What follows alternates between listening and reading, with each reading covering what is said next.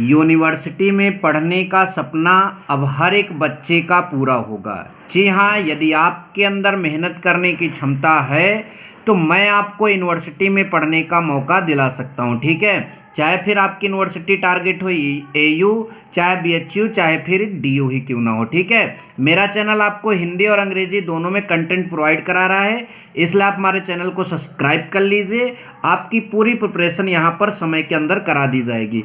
इस समय हम मैथ पढ़ रहे हैं। ठीक है, जो बीएससी कोर्स के लिए है और इलाहाबाद यूनिवर्सिटी में बीकॉम के लिए भी आप मैथ का टेस्ट देकर जा सकते हैं। तो मतलब मैथ जिन जिन मतलब कोर्सेज के लिए पूछा जा रहा है, क्लास 12th का मैथ पूछा जाएगा, तो इस समय हम आपको मैथ पढ़ा रहे हैं। और जो चैप्टर हमने स्टार्ट किया है उसका नाम है आव्यूह, अंग्रेजी में उसे मैट्रिक्स कहते हैं। ठीक है, तो कल हमने आपको काफ़ी डिटेल में काफ़ी चीज़ें समझाई थी। आज हम टाइप्स ऑफ मैट्रिक्स पढ़ने जा रहे हैं और पूरा टाइप्स कितने तरह का होता है मैंने कल बताया था, और इस वीडियो में हम आपको पूरा टाइप समझाएंगे। उसके बाद जो है इसके मतलब की कुछ प्रॉपर्टीज समझाएंगे। मतलब बहुत अच्छी और खास वीडियो होने वाली है, आप शुरू से अंत तक देखिएगा ज़रूर। यदि आपको इस मतलब की वीडियो का मतलब पीडीएफ चाहिए तो आप जो है क्या कहते हैं, हमारे टेलीग्राम चैनल स्कोप 360 से इसका पीडीएफ भी प्राप्त कर सकते हैं। ठीक है, उसको सब्सक्राइब कर लीजिए, आपको वहाँ पर भी इंपॉर्टेंट चीज़ें मिलती रहेंगी। देखिए, सबसे पहला जो मतलब कि आपका मैट्रिक्स है या आव्यूह है वो है क्षैतिज आव्यूह। अंग्रेजी में क्या बोलेंगे, हॉरिजेंटल मैट्रिक्स। मैं आपको यहाँ लंबी चौड़ी डेफिनेशन नहीं लिखवा रहा हूँ, ठीक है, कम शब्द में पूरी बात समझा दे रहा हूँ। तो कैसे समझेंगे कि कौन सा मतलब जो मतलब मैट्रिक्स है वो हॉरिजेंटल होगा, मतलब आव्यूह होगा। तो देखिए, यम क्या होता है, रो, और यन क्या होता है, कॉलम। रो मतलब पंक्ति, कॉलम मतलब स्तंभ। तो ये ग्रेटर है यदि मतलब कॉलम ज़्यादा होंगे किसी मैट्रिक्स में और रो कम होगा तो वो हॉरिजेंटल होगा। मतलब आपका जो है स्तंभ ज़्यादा होगा और पंक्ति कम होगा तो वो आपका क्षैतिज आव्यूह होगा। अब जैसे इसको देखिए आप, इसमें 1 2, तो रो कितने हैं 2 और कॉलम 1 2 3, तो इसमें कॉलम कितने 3, तो ये ज़्यादा हो गया। इस तरह की जितने भी आपको मतलब कि मैट्रिक्स दिखेंगे वो सब आपके हॉरिजेंटल होंगे। ठीक है, अब यहाँ A11 का मतलब पहले फर्स्ट रो फर्स्ट कॉलम का एलिमेंट कुछ भी हो सकता है यहाँ पर, इसका मतलब सेकंड रो सेकंड कॉलम का एलिमेंट। आई होप कि आपको इसकी डेफिनेशन अच्छे से क्लियर हो गई। नाउ सेकंड इज ऊर्ध्वाधर वर्टिकल मैट्रिक्स, उसका अपोजिट। इसमें जो है आपका रो की संख्या जो है, रो का नंबर जो है कॉलम से अधिक होगा। तो देखिए 1 2 3 रो है, कॉलम 1 2, इसलिए इस तरह का जो मैट्रिक्स है वो वर्टिकल मैट्रिक्स होगा और हिंदी में उसे हम ऊर्ध्वाधर आव्यूह कह सकते हैं। आई होप कि आपको यह भी समझ में आया। नेक्स्ट, वर्ग आव्यूह, स्क्वायर मैट्रिक्स। तो स्क्वायर मैट्रिक्स क्या होता है, जिसमें मतलब कि रो एंड कॉलम बराबर हों, इक्वल हों, उसे हम स्क्वायर मैट्रिक्स बोलते हैं। ठीक है, ये बात आप ध्यान दीजिएगा। तो जैसे एग्जाम्पल के लिए आप यहाँ पर ध्यान दीजिए, इसमें 1 2 रो हैं और 1 2 मतलब कॉलम है, तो ये आपका स्क्वायर मैट्रिक्स होगा। It is also clear. ठीक है, अब इंपॉर्टेंट आ रहा है मुख्य विकर्ण अर्थात मेन डायगोनल, या फिर इसे प्रिंसिपल डायगोनल, या फिर इसे लीडिंग डायगोनल भी इंग्लिश में कहा जाता है। तो सबसे पहले कौन सा मतलब कि मतलब मैट्रिक्स में मेन डायगोनल होगा, उसको जानने के लिए जो आपका मैट्रिक्स है उसमें लिखा है must be A square matrix. वो पहली बात तो मैट्रिक्स कैसा होना चाहिए, स्क्वायर मैट्रिक्स, मतलब वर्ग आव्यूह होना चाहिए। राइट, पहली बात ये ध्यान दीजिएगा। अगर वर्ग आव्यूह के अलावा कोई और आव्यूह हो गया तो पहले उसमें आप डायगोनल नहीं ले सकते, ये बात ध्यान दीजिए। तो must be A square matrix. फिर उसमें करना क्या है, उसमें करना यह है कि जो उसके मतलब डायगोनल में आएंगे, उसके विकर्ण में इस तरह से आएंगे, वही मतलब कि मुख्य विकर्ण या मेन डायगोनल कहलाएंगे। तो ये मतलब कि मैट्रिक्स का मेन डायगोनल है। और अगर ये 2 -2 -3 की बात करें तो ये मेन डायगोनल के एलिमेंट हैं। क्या हैं, मेन डायगोनल के एलिमेंट मतलब अवयव। आई होप कि आपको यह बात भी जच गई। ठीक है, पंक्ति आव्यूह की बात करें, अंग्रेजी में से रो मैट्रिक्स कहा जाता है। तो देखिए क्या हमने लिखा, matrix have only single row. Hindi में आव्यूह वह जो केवल एक पंक्ति रखता है। देखिए एक सिंगल रो है, एक सिंगल रो, और यहाँ कॉलम 1 2 3 4। ठीक है, तो कॉलम 4 है लेकिन रो कितना है, सिंगल। तो अगर आपका मतलब matrix have only single row, that is known as row matrix. मतलब आई अंडरस्टैंड, मतलब कि मेरे हिसाब से आपको ये भी समझ में आया। ठीक है, 6 नंबर में आपका है स्तंभाव्यूह, कॉलम मैट्रिक्स। तो इसकी डेफिनेशन क्या है? Matrix have only single column. Single column अगर किसी मैट्रिक्स में है that is a column matrix या फिर स्तंभाव्यूह। आई होप कि ये भी समझ में सिंपल है, ठीक है। शून्याव्यूह, तो शून्याव्यूह क्या होगा ये आपको यहां पर समझना है। शून्याव्यूह मतलब जीरो मैट्रिक्स किसे कहते हैं, जीरो मैट्रिक्स किसे कहते हैं, ये बात यहां पर आपको ध्यान देना है। जिसके सारे एलिमेंट, सारे अवयव, और वो एक बात ध्यान दीजिए किसी भी मतलब ऑर्डर का हो, ठीक है, कोई भी मतलब मैट्रिक्स हो, यदि उसके सारे एलिमेंट्स मतलब जीरो हैं तो वो आपका जीरो मैट्रिक्स या शून्याव्यूह कहलाएगा। आगे बढ़ चलते हैं। आयताकार अव्यूह, रेक्टेंगुलर मैट्रिक्स, ऐसा मैट्रिक्स जिसमें मतलब कि आपका जो कहते हैं रो और मतलब कॉलम दोनों बराबर ना हो, रो की संख्या अलग हो, कॉलम की अलग हो। मतलब अगर एक रो हो तो कॉलम 2 हो, एक रो हो तो कॉलम 3 हो, 2 रो हो तो कॉलम 1 हो, 2 रो हो तो कॉलम 3 हो, मतलब बराबर ना हो। तो ऐसा मतलब आपका जो अव्यूह होगा वो आयताकार अव्यूह या फिर रेक्टेंगुलर मैट्रिक्स कहलाएगा। This is a example. Now next is very important. देखिए इसमें कितनी बातें लिखी गई एक ही चीज के लिए, और इससे क्वेश्चन भी बनेगा।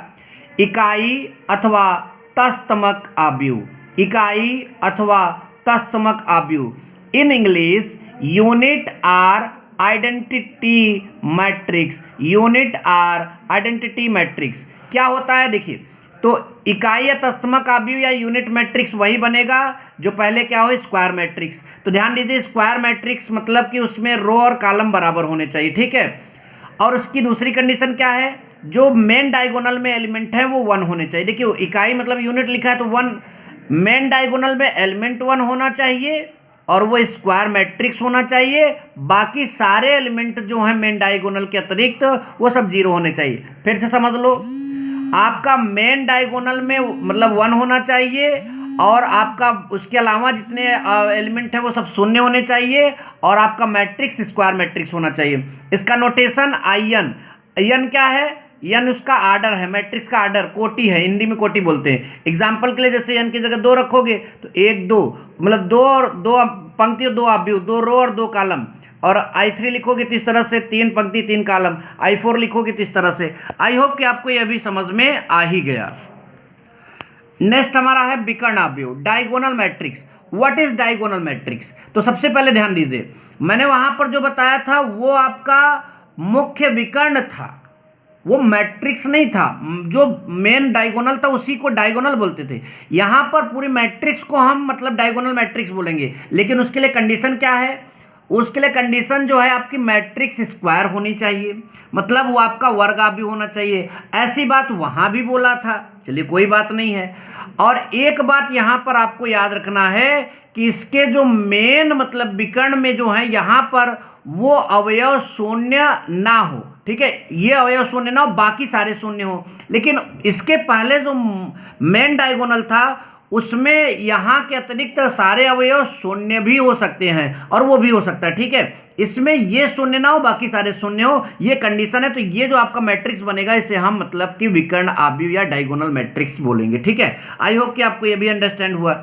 अदिश अव्यूह या स्केलर मैट्रिक्स क्या होता है? देखिए सबसे पहले तो ये आपका जो अदिश होगा वो आपका डायगोनल होना चाहिए। डायगोनल मतलब कि मेन जो डायगोनल है उसमें कोई अवयव शून्य ना हो, बाकी सारे शून्य हो, ये हो गया आपका। और अदिश में क्या बोल रहा है कि यहाँ पर जो डायगोनल में एलिमेंट हैं वो सेम हो। विकर्ण में एलिमेंट सेम जरूरी नहीं है, लेकिन डायगोनल में यहाँ पर अदिश वाले में क्या हो, सेम हो। आई होप कि ये भी समझ में आया। ऊपर त्रिभुजीय अव्यूह, तो जो भी आपका अपर ट्रायंगुलर मैट्रिक्स होगा उसमें वो भी एक स्क्वायर मैट्रिक्स होना चाहिए और उसका जो मेन डायगोनल है उसके नीचे सारे एलिमेंट 0 होने चाहिए, उसके नीचे सारे एलिमेंट 0 होने चाहिए और ऊपर आपका मतलब अवयव होना चाहिए। ऐसे यहाँ पर निम्न त्रिभुजीय अव्यूह में क्या होगा, ये भी स्क्वायर मैट्रिक्स होना चाहिए, इसके ऊपर सारे मतलब एलिमेंट 0 होने चाहिए, इसके नीचे हैं सारे एलिमेंट 0 और जो एलिमेंट मतलब बिना 0 वाले ऊपर है इसलिए इसको ऊपर त्रिभुजी बोल रहे हैं, और इसके बिना 0 वाले एलिमेंट नीचे है इसलिए इसको हम जो है निम्न त्रिभुजीय अव्यूह बोल रहे हैं। आई होप कि आपको ये समझ में आया। अव्यूह के सारे टाइप्स यहाँ पर समाप्त होते हैं। अब अव्यूह के हम प्रॉपर्टी को समझेंगे।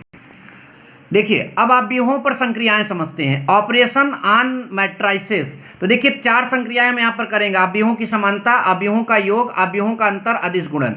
समानता मतलब इक्वलिटी ऑफ मतलब matrices, addition of matrices, differences of matrices and scalar multiplication. तो समझते हैं पहला वाला, अवयवों की समानता, इक्वलिटी ऑफ मैट्राइसेस। तो दो अवयव समान कहलाते हैं, मतलब दो मैट्रिक्स इक्वल होते हैं यदि दोनों अवयवों के मतलब इफ दोनों मैट्रिक्स के, आई होप क्या इंग्लिश आप समझ रहे हैं, ठीक है, क्या हो, आर्डर समान हो, आर्डर इक्वल हो और जो करस्पॉन्डिंग एलिमेंट्स हैं वो बराबर हों, ठीक है। तो ध्यान दीजिए, दो अवयव रहेंगे उसके ऑर्डर समान हो, पहला दुई गुणित दुई का तो दूसरा का भी उतना ही होना चाहिए, और उसके सारे अवयव भी क्या हो, समान हो, सारे करस्पॉन्डिंग मतलब पहला वाला अवयव पहले वाला अवयव के बराबर हो, तीसरा वाला अवयव तीसरे वाले अवयव के बराबर हो। तो ये आपका क्या कहलाता है, इक्विलिटी ऑफ मैट्राइसेस। चलिए आगे चलते हैं, अवयवों का योग, एडिशन ऑफ मैट्राइसेस। तो इसको बड़ा ध्यान समझना है।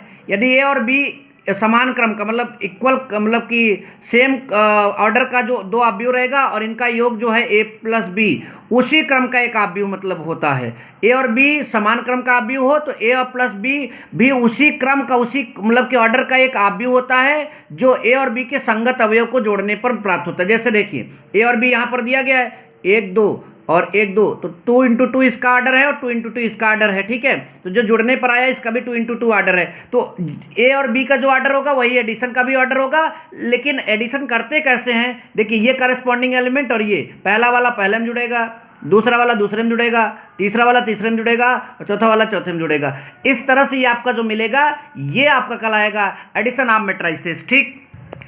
देखिए एडिशन ऑफ मैट्राइसेस के कुछ गुण हैं यहाँ पर, अवयवों की मतलब कि अवयवों के योग के गुणधर्म, प्रॉपर्टीज ऑफ मैट्रिक्स एडिशन। तो यहाँ पर लिखा है क्रम विनिमय नियम, मतलब आप यहाँ पर क्रम चेंज कर दीजिए आपका वही रहेगा। कम्यूटेटिव लॉ बोलते हैं, सबको पता होगा। ये मतलब एसोसिएटिव लॉ का भी पालन करता है, मतलब कि 2 को ब्रैकेट में लेकर एक छोड़ दीजिए, पहला फिर यहाँ पहला बार मतलब कि बार कर लीजिए, बाकी 2 को ब्रैकेट में ले लीजिए। निसरण नियम, कैंसिलेशन लॉ क्या होता है, 3 अवयव इस तरह से दिए रहेंगे, ए में बी जोड़ दो और फिर ए में सी जोड़ दो, तो वो क्या होगा कि ये ए कट जाएगा, बी बराबर सी हो जाएगा अगर ऐसा होता है तो। या फिर बी में ए जोड़ दो और फिर सी में भी आप क्या जोड़ दो, ए जोड़ दो, तो भी बी बराबर सी आता है, ये कैंसिलेशन लॉ कहलाता है, राइट। अब देखिए अवयवों का अंतर मतलब डिफरेंस क्या होता है, अवयव ए में मैट्रिक्स ए में आप मतलब कि बी वाले मैट्रिक्स का मतलब कि नेगेटिव यहाँ पर जोड़ दीजिए तो ये आपका ए माइनस बी मतलब उसका डिफरेंस कहलाता है। अदिश गुणन की बात करें, स्केलर मल्टीप्लिकेशन, इस तरह से बराबर ए आई जे मतलब यहाँ A11 A12 A13 मतलब इस तरह से बड़ा सा अवयव बन सकता है, मैंने शॉर्टकट में लिखा है। यम गुणित यन मतलब इसका ये ऑर्डर है, ठीक है। तो इस तरह से कोई अवयव दिया रहेगा उसमें के का मतलब आपके कोई अदिश होगा, कोई संख्या होगा, कोई नंबर होगा, उसका उसमें गुणा करना है। तो क्या करना है, आप यहाँ पर जो है ए की वैल्यू हमने रख दिया, अब ये के हर एक एलिमेंट से करेगा। देखो यहाँ पर के इंटू ए आई जे अगर 10 है तो 10 से करेगा, 20 है तो 20 से करेगा, ठीक है। हर एक एलिमेंट का वहाँ पर जो है ये संख्या गुणा कर लाता है, इसलिए इसको स्केलर मल्टीप्लिकेशन कहते हैं, ठीक है। अब इसके कुछ प्रॉपर्टी देख लेते हैं। अगर 2 अवयवों का जोड़ है और उसमें अदिश का गुणा कर रहे हैं तो ये जोड़ का अदिश के साथ गुणा जो है वो अलग अलग मतलब कि अवयव के अदिश के गुणनफल के जोड़ के क्या होगा, बराबर होगा। अगर 2 मतलब कि आपके स्केलर दिए हैं, अदिश दिए हैं, उनका जोड़ है तो उनमें का मतलब कि हम अवयव का मैट्रिक्स का गुणा कर रहे हैं तो ये मैट्रिक्स जो है इस नंबर के साथ और इस नंबर के साथ गुणा करने पर योग के बराबर होगा, और ऐसे यहाँ पर है। आई होप कि ये वीडियो पसंद आया, मेरी मेहनत सफल हो रही है, और वीडियो को ज़्यादा से ज़्यादा शेयर करें, ज़्यादा से ज़्यादा प्यार करें। थैंक यू सो मच, जय हिंद, वंदे मातरम।